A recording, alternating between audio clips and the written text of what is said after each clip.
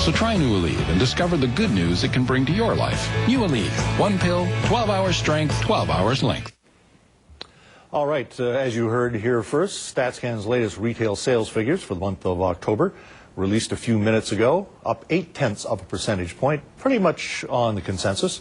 For more on the numbers and the outlook for this particular holiday shopping season, we are joined by Rick Pennycooke, president of the Lakeshore Group.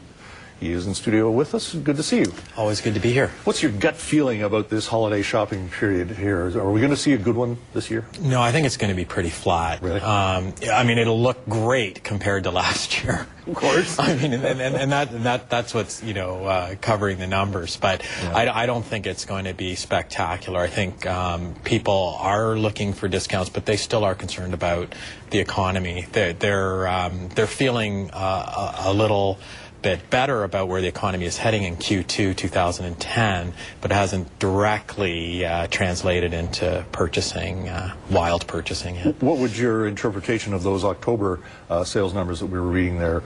They're pretty much on consensus, eh? Yeah, it traded in a range that most of the analysts were talking about.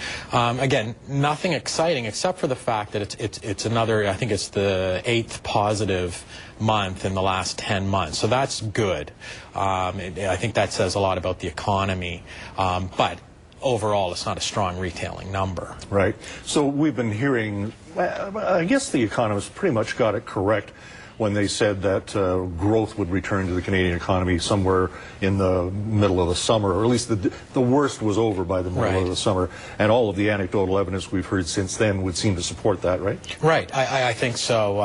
Again, I think people, consumers feel positive.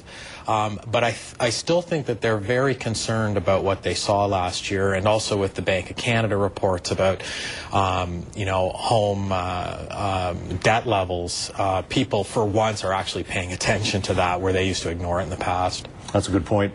Okay, let's talk specifics about what Canadians are buying. What's flying off the shelf? Well, leading up to this point, it was furniture, it was computers, home building materials, and then a mixed bag of sporting goods and books.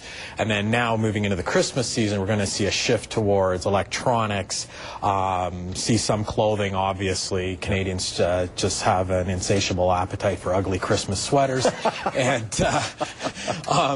And we'll see gift cards, and gift cards are really interesting because now we're sort of seeing, we're just exchanging cash now for Christmas. So it's a very interesting change that we're seeing in the retail scene. There was some conservative thought last year over gift cards because people weren't really sure if the cards they were giving if the companies were going to still be in business a few months later. There's a lot of trepidation about solvency at that time. Has that gone away?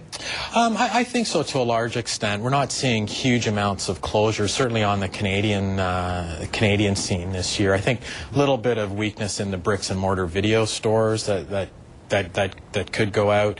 But I think people are not worried about store closures so much. There's a number of announcements of openings with, Lowe's and even Coach, which is a high-end retailer.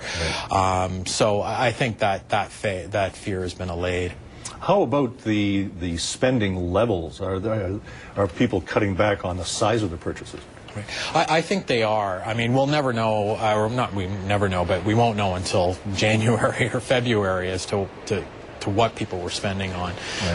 But I think that the levels will remain flat. I think one of the banks said it was going to be up about $8 over last year. But I think people are a lot more cautious about what they're purchasing, trying to get things that people need as opposed to what they want.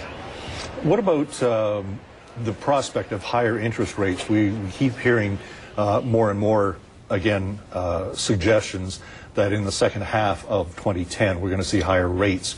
Is that affecting the way people spend? Oh, absolutely. I think, as I said before, I think people are very concerned about the debt levels because of what they saw last year. And I think that they will be spending on things really on what they need more so than what they want, and delaying those purchases. Any data or any split between department stores and specialty stores, that kind of thing? No, well, department stores are really interesting because I think there's a shift. People are finding them too hard to shop, and it takes too much time to get through a department store. I think people want to go to what I used to call the category killers, an electronics store, get in and get out. Mm-hmm. So I think there will be a shift away from department stores, but it'll just get replaced with the spending at the category killers. An interesting innovation this year was last year, because times were so tough, people were waiting to see how deep the discounting would get closer to the end of the year. Right. This year we had a bit of innovation. We had chains say, okay, we are going to deep discount, but just for 1 or 2 days. Right. Right? Do you think that kick-started some buying? I don't think overall. It was very interesting. We started seeing some lineups outside of stores like the Bay because of that, and it was a bit novel. We haven't seen that for a long time, for a number of years. But I think what's really critically important this year is that retailers have cut their inventories to the bone, and so there's less pressure on them to discount deeply because they don't have to move huge volumes of merchandise. And then at the same time, though, the consumer is wanting to see a deal. So there's this really interesting interplay this year as to what's going to happen in the retail scene at Christmas time. Well, it's great to get your insight. Thanks for coming in. Thank you for having me. Our guest has been Rick Pennycooke, president of the Lakeshore Group. Coming up, I'll have your stocks to watch. Linda will be back to explain how Canada's retail receipts for October actually weren't all that bad. Street continues in a minute, 18 before the hour.